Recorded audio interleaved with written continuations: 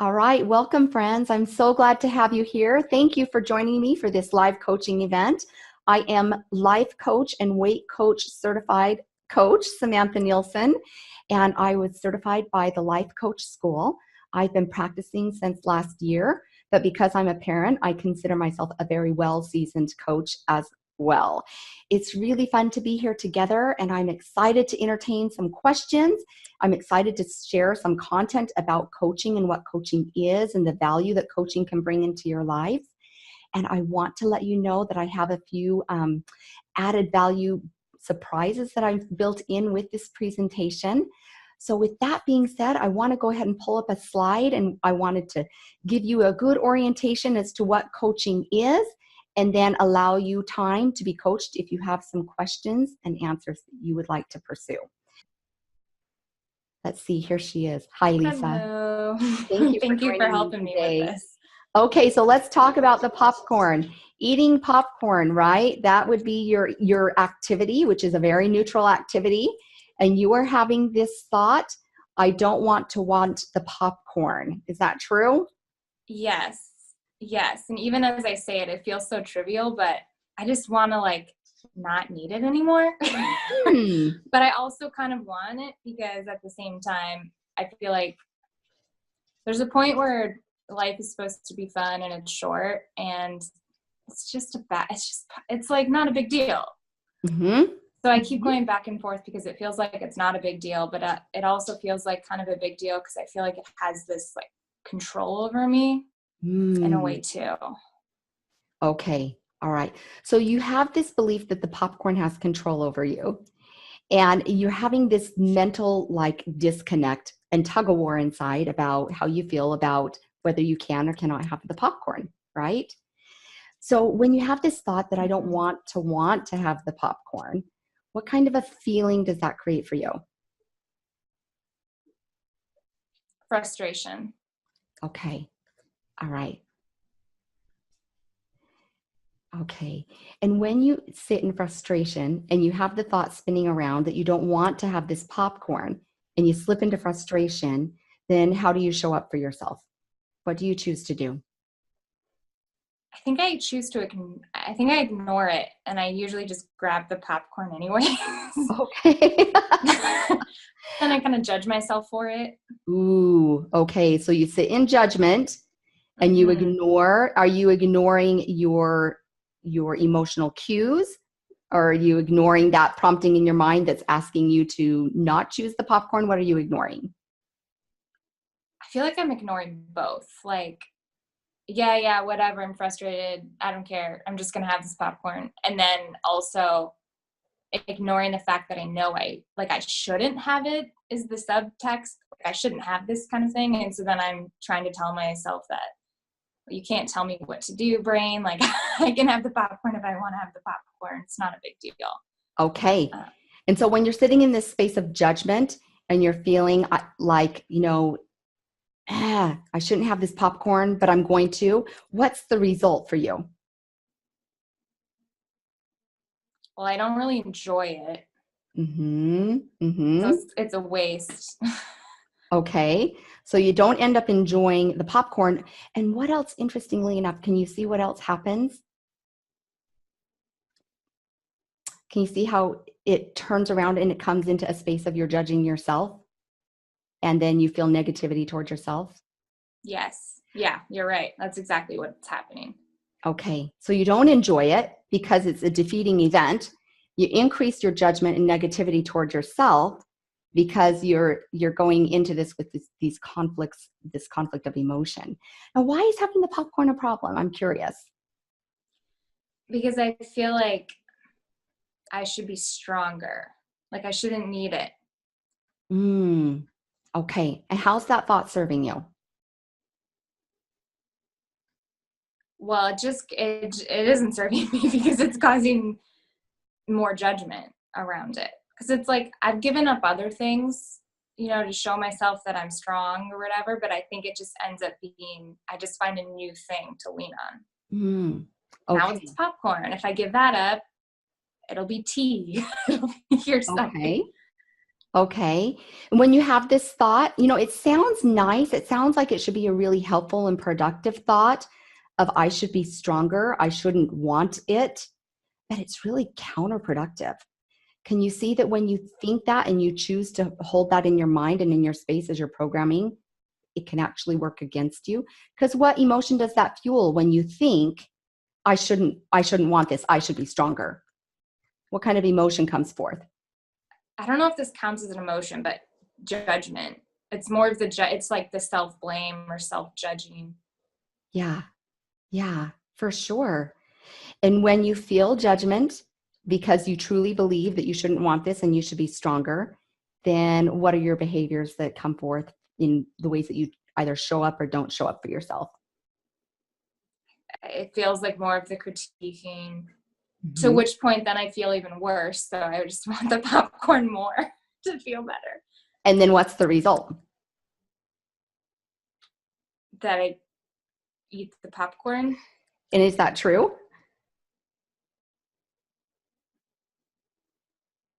When If you I have it, honestly, yeah. Okay, all right. And so then that goes around to support this belief, this misguided belief that you should be stronger and that you shouldn't want the popcorn, right? Yeah. So Our, then I kind of become like trapped by it. And yeah. yes. Yeah. Interestingly enough, our results always support the thoughts that we are engaging with.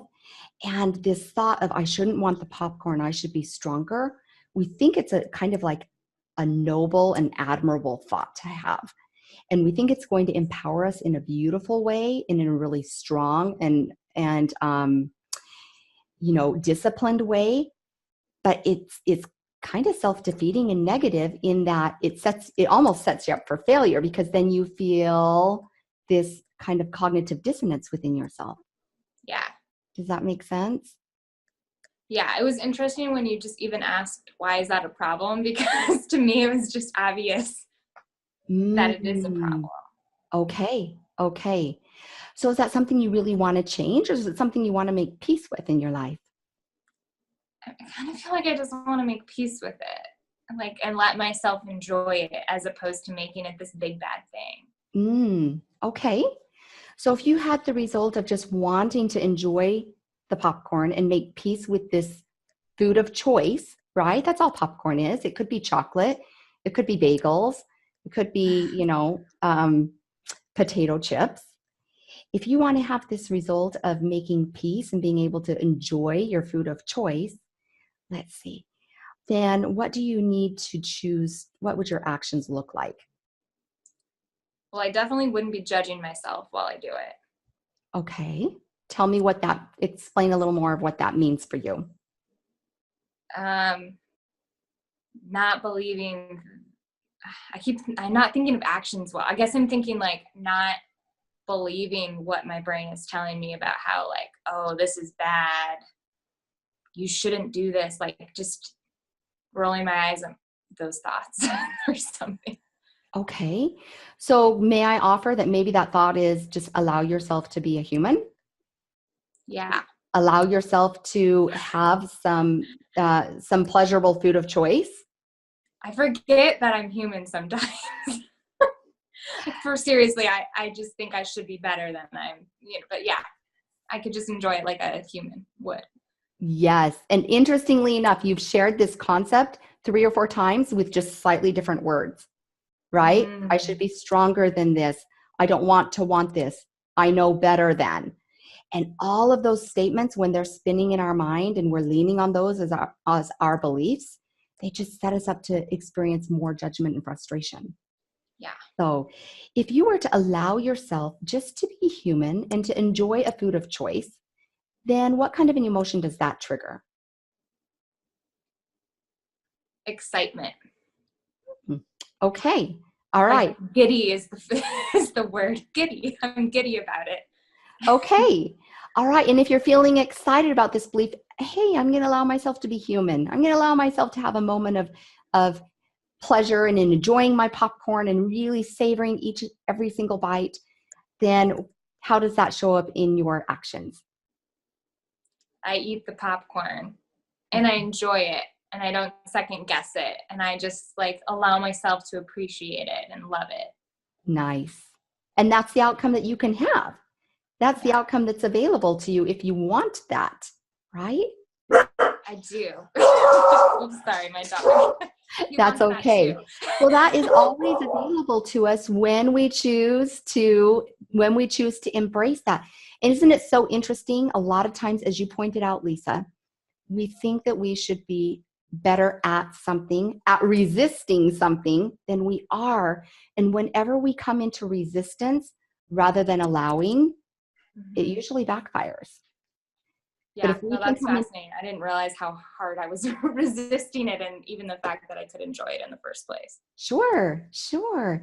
And it's going to serve you better if you come into a healthier space with that activity than if you're sitting in this place of resistance, because our willpower is limited, and eventually the willpower is going to give out, it's going to give way, and we're going to indulge, or we may buffer with something else, and then we're going to spin with additional feelings beyond judgment and frustration. It may slip into shame. It may slip into, self-defeat.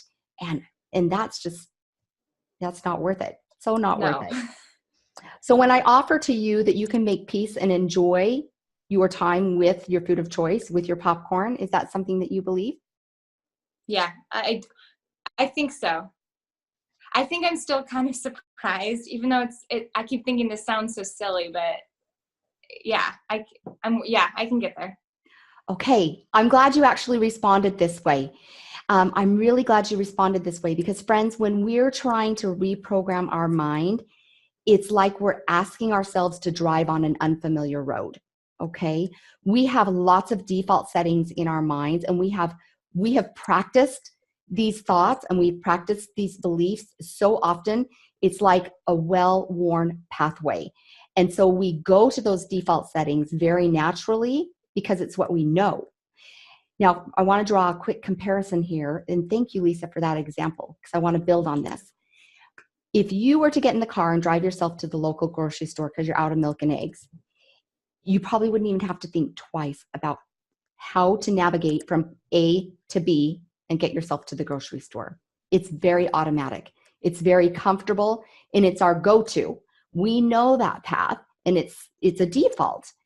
When we're allowing ourselves to embrace a new behavior of choice or a new thought or a new way of being, it's uncomfortable.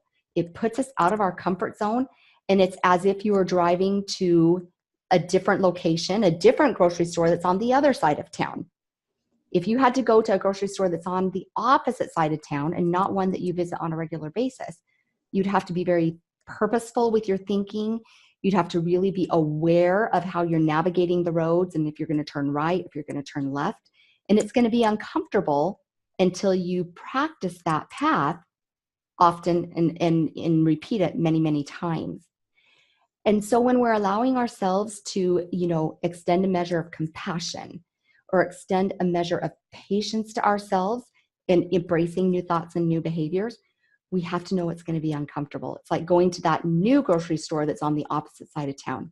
And it's going to require practice, and it's going to require us to be very observant and thoughtful.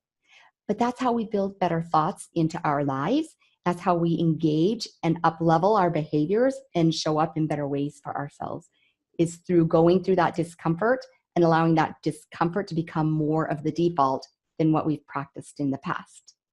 Lisa, do you have any other thoughts about that? What's your takeaway from the two models that we ran on eating popcorn? Well, I think I just keep thinking like, so I can enjoy it and it isn't mean it like something's wrong or that I'm like being bad. So I think I'm just going to kind of sit with that. Yeah. And just keep, I don't know, just realizing that. Sure. And, interestingly enough, it's funny because for you, eating popcorn can, and always going to this, pleasure food triggers you in a significant way. And I mean, I have no association with eating popcorn at all. It means nothing to me. It's popcorn, right? But such a good example, because a lot of times food, whether it's popcorn or, cheese-covered French fries or desserts and sugar cookies, a lot of times foods trigger us in a really, really funny way.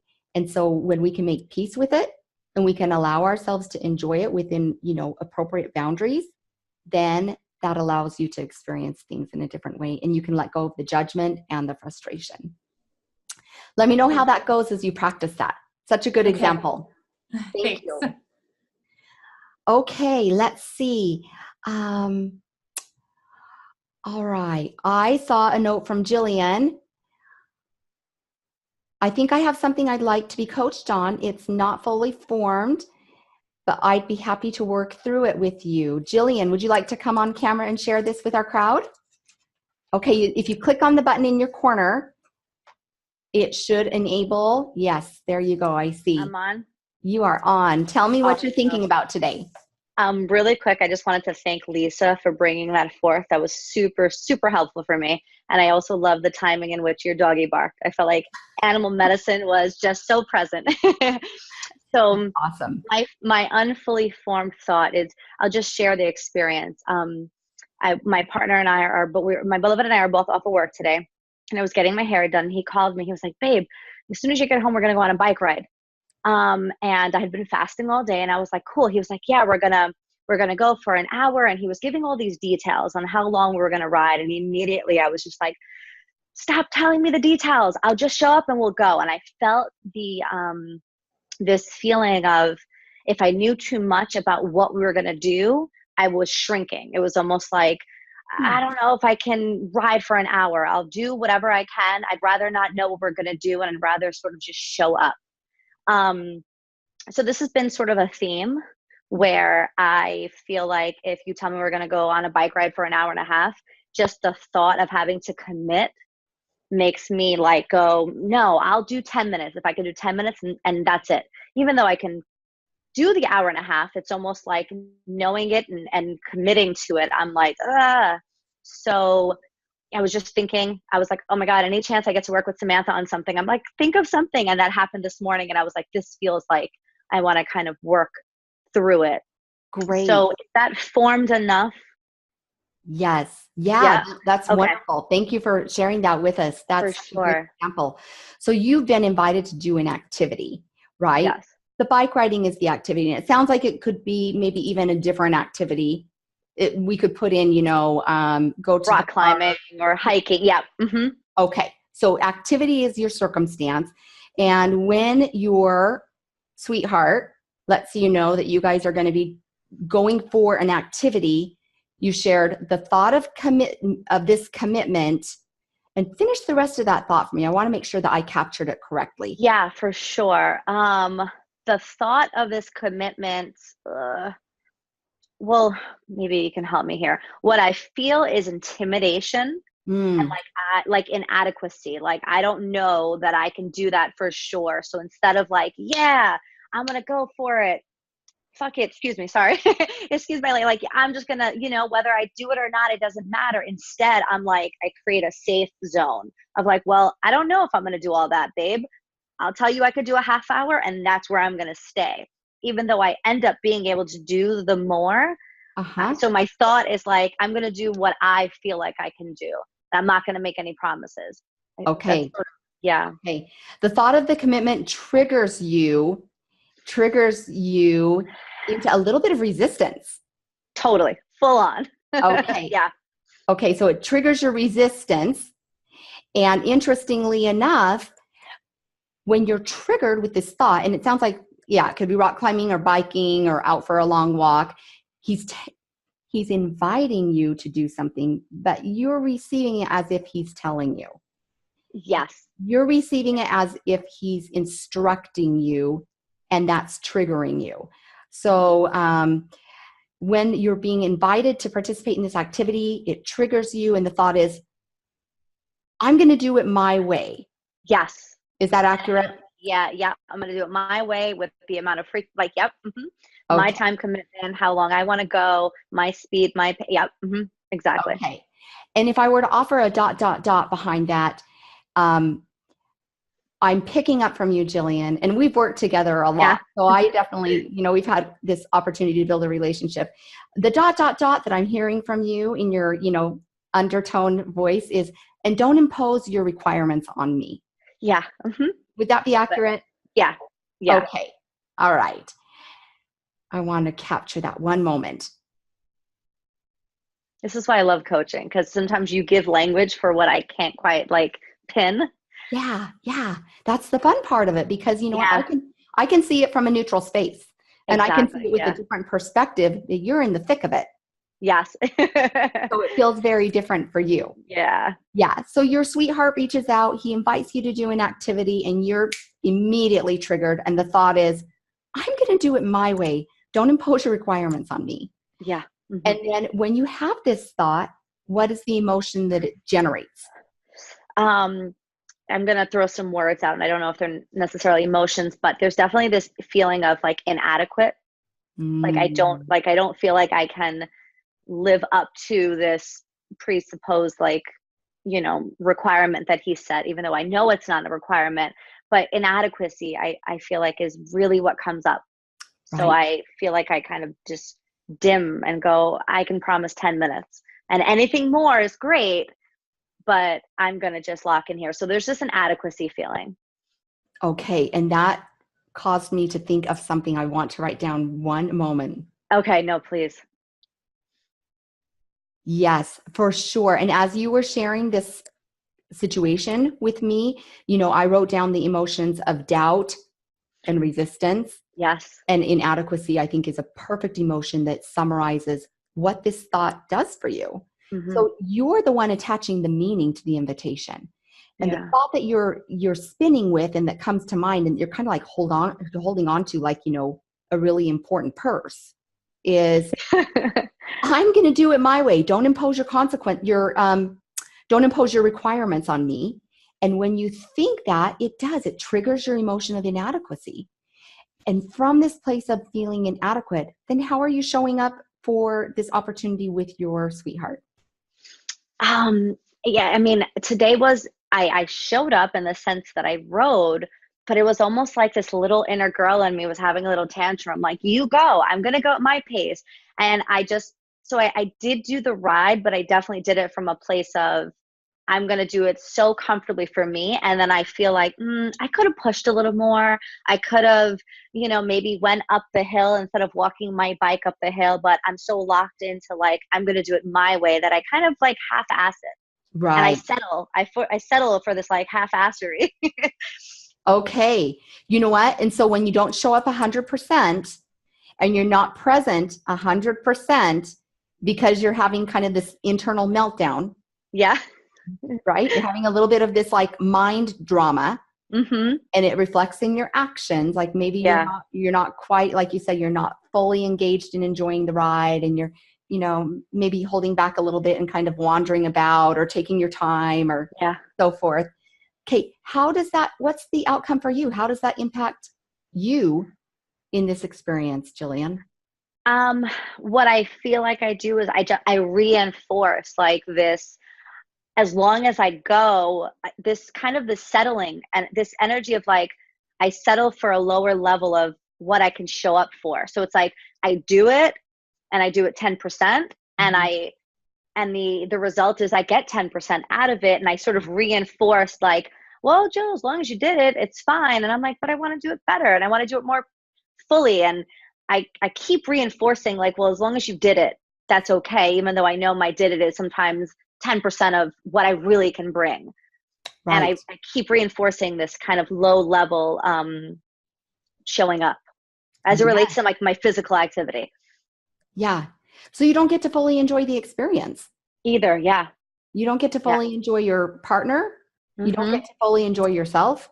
You don't get to fully enjoy the experience that's available to you. Yeah. And also you're not showing up as your most authentic self. Yeah.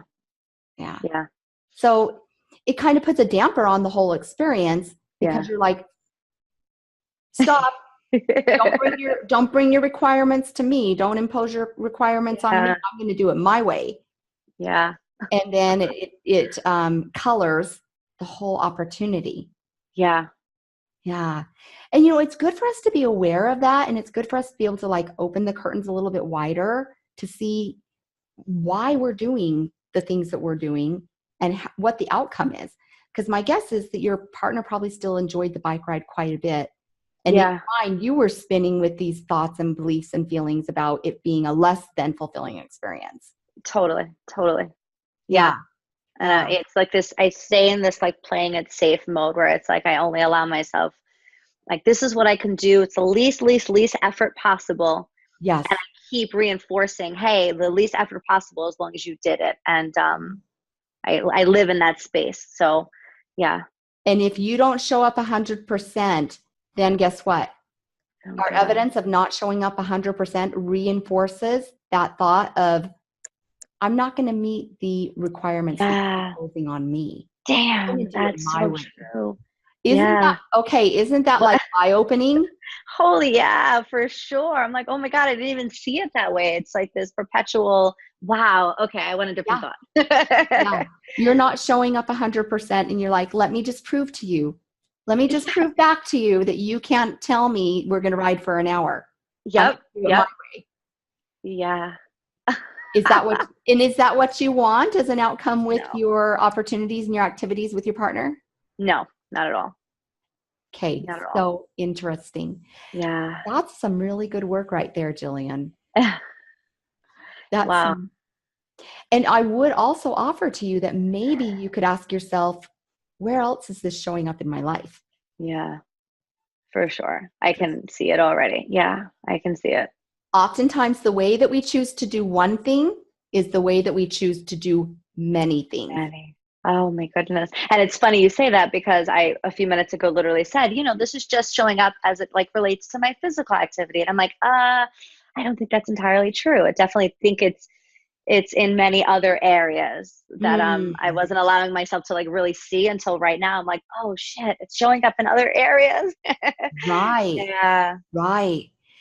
So interesting. What's a different emotion that maybe you want to experience in this space with your partner and doing the rock climbing and doing the bike rides and going for the afternoon walks? I feel like I'm sort of mirroring what Lisa said. There's this energy of like, there's this feeling of excitement and like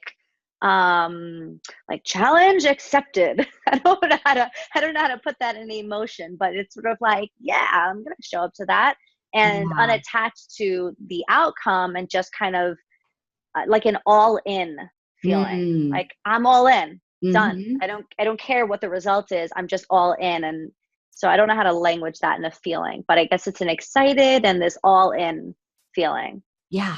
Yeah. Sometimes I like to think of that as surrendering. And, sometimes I like to engage with this idea of surrender. And love that. For me, that means I'm being 100% authentic in the way I'm showing up, and I'm allowing the experience to be fully present and to just really bless me and bless my partner or my children or my coworker. Whatever. I love that word. Yep. Surrendered. That's beautiful. Oh, that feels I want you to do a little work around that one. I can give you an assignment of, sit with that emotion and maybe work it into a thought and explore it as the emotion and see if it would serve you more abundantly. Beautiful. I will do that. Okay. I'm going to take one more call or one more comment, and thank you for your participation, friends. I see so many really good comments here in our chat box. I appreciate it. Let's see. And okay, is there anyone who would like to be coached that has not thrown a comment on the side or wants to raise their hand? Jackie, are you interested in coaching at all? I wanted to make sure I have some clients with us tonight, Jillian and Jackie being one of them. I wanted to make sure they had an opportunity. Okay, I see your hand. Can you hear me? I totally can hear you, Jackie. Okay, well, procrastination. Okay, let's talk about it. Okay. During the week when I come home, I don't necessarily, I think about all the things during the week that I need to do. And I say, okay, Monday through Friday, I'll do a little at a time. I'll do this Monday, I'll do that. I don't do anything all week and I leave it to the weekend. And then the weekend comes and I almost feel resentful for the fact that I have so much to do and I want to do nothing on my weekend. So it's continues like that. And I actually, when I do something, I feel really great about it. Like, oh, I got this accomplished. I got this accomplished. But it doesn't teach me. It doesn't, I still do the same thing over and over. Okay. Okay. So you have activities that need your attention during the week, Monday Right. through Thursday. Mm. And if I understand correctly, you're putting these things off because you're procrastinating on them. Right. And you push them to Friday, Saturday, and Sunday. That's right. Okay. So what is your thought about the activities that require your attention? Because that's the circumstance, that's the event or the situation at hand. You have activities that require your attention, and the thought is, well, there's some things I want to do and some things I don't want to do, but sometimes I do neither. okay. Yeah, I don't want to waste my weekend doing things I don't want to do.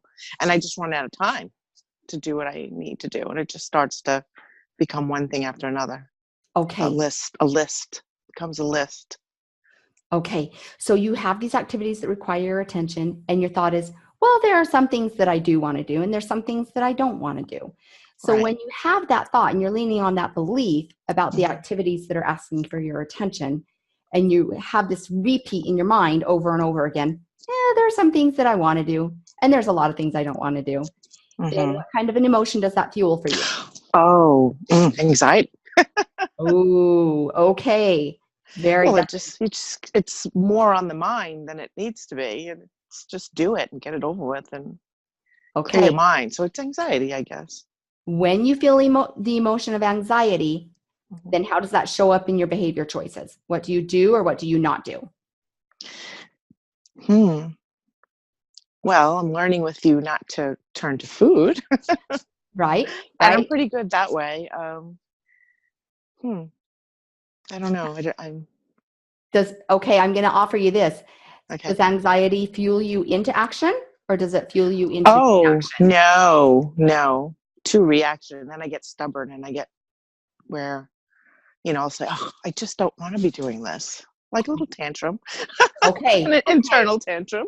So you have a little meltdown, you have a little bit of a tantrum. Yeah. Okay. Do you take action on the things that need done, or do you choose to go watch Netflix, or do you? Well, yeah, that's what it is. I should just do it, and I know that I'd feel good about it if I do it. But sometimes it turns into Netflix, and the whole day is gone, and I'm done nothing. Yes. Yeah. And more often than not, anxiety works that way. Anxiety will trigger us into I call it buffering, inaction. And we find everything else in the world to do, right? We reorganize the bathroom cabinets. Or that's true. Nails, we call friends rather than attending to that list that really needs our attention. Right. And so when you're buffering and you're having the internal tantrums and the meltdown, what's the end result for you? I'm nothing. I'm not getting anything done. It's making it worse. Yeah. An increased dissatisfaction with yourself, true? Yes, absolutely. Okay. All right. Interesting. Now, as I shared with you before, as human beings, we naturally want to seek pleasure, avoid pain, and expend the least amount of effort possible, right? Right. Yes. And so when you have this belief, there's some things I want to do and a lot of things I don't want to do, it fuels you through anxiety to kind of not show up and take action, and you choose buffering behaviors instead. And then the result is that you have increased dissatisfaction with yourself because you're not. I let this happen, right? I let it happen. Yeah. Yeah. So it's kind of this negative perpetual cycle that obviously is familiar. It's like driving to the grocery store. You've repeated it a lot. Right. And we have to ask ourselves to interrupt the cycle. So that being said, you're always going to have the list of things, the activities that require your attention. What ultimately do you want to experience? What's the ultimate outcome that you want for yourself, given that these activities are always going to be there? I would like to take care of them during the week a little at a time, so that on the weekend, I'm not looking at them at all. Okay. So you take care of your activities just a little bit at a time. So then Mhm. your weekend is available to you, right? Yes, to do what I want to do. Okay. And when you take care of your activities a little at a time so that your weekend can be open and available to you, Hmm. what's required with your actions? To plan it, Okay. um, to just do it, to get it done. Okay. All right. To really execute and do it. Right. Um, Okay. that's it, really. I'd stop, get off Facebook, shut the TV. Okay. And what emotion can you utilize to help yourself step into that action and really just like create a workable plan and then execute? A commitment. Okay. Commitment. um, mhm. um, What else comes to mind when you're thinking of your emotions? I don't know. Um, well, I don't know. I don't know. How about maybe engagement or discipline? Or Oh and yeah, yeah, do any of yeah. those I would. feel good to you? Yeah, to be disciplined to do it was to make a commitment and be disciplined to get it done, to Okay. see it through. And when you want to have ownership over this emotion of being disciplined, what do you need to think and believe about yourself? That I can do it. And tell me what the it is. That I can get my list done as I plan it Yeah. and feel good about it. I'm sure if I did it during the week as it got further along, it would be better. It takes time for a habit too, and sometimes if we Right. get going, we can stick to it, and really it turns into something that wasn't even that difficult to do if I had just um, Absolutely. yeah. Absolutely. You can do it, and you can do it in small chunks, in small Right. increments, right? Right. So anxiety for sure is never going to serve us well. It's going to keep us in Mm-mm. this place of like stagnation and Right. buffering. Mm-hmm. But when we get committed to ourselves and we honor our word and we really do take action from this place of commitment and discipline, then it Mm-hmm. leads to you taking care of your activities and having time available on Right. Friday, Saturday, and Sunday. Right. It's going to require experimentation though, isn't it? Yeah. Yeah. Yeah. Yeah, this will be a new It is. experience for you. And yet, guess what, friend? The more evidence you create in doing what you say you're going to do, the more Mhm. confidence and capability you're going to build. And pretty Right. soon, it won't even be an issue at all. It'll be like something of the past because you've Right. shown up It's just for your something that I do now. It's a habit, and it just keeps yeah, moving along. Yeah, I get that. yeah. Give it a All try. right. Give it a try. Okay. Create a new I plan will. and allow Uh-huh. yourself to be vulnerable in like following through on that and Okay. experimenting with something new. Okay? Okay. Okay. All right. Thanks, Thank Samantha. you. Thank you, Okay. Jackie. Bye-bye. I want to share my screen with you one more time. If you would enjoy um, receiving the emails that I send out on a weekly basis and taking advantage of more coaching tools, or if you would enjoy having a one-on-one appointment and being able to come into coaching as a regular activity in your life, or if you have some friends or family that you think would enjoy meeting with me and learning more about coaching and being able to like be more observant to their mindset and their thoughts and their emotions and really offering themselves something new and better to create better results in their lives, then feel free to share my information. Like I said, I always offer free appointments for my new clients because more important than having a new client is ensuring that we're a good match. And in coaching friends, in coaching new acquaintances, my goal is always to ensure that working with me is going to prove to be a true benefit to them and that they're also going to be a benefit within my practice as well. Thank you for joining me today. I really have enjoyed this opportunity. I appreciate you showing up. I will be sending out a fun worksheet for everybody to utilize through my Thursday takeaway message. So if you're not currently receiving my emails, get on my list so I can provide you with lots of free content and really good tools. And I will also include a replay from this coaching call this hour. Thank you again. I appreciate all your time and have a beautiful, beautiful evening. Take care.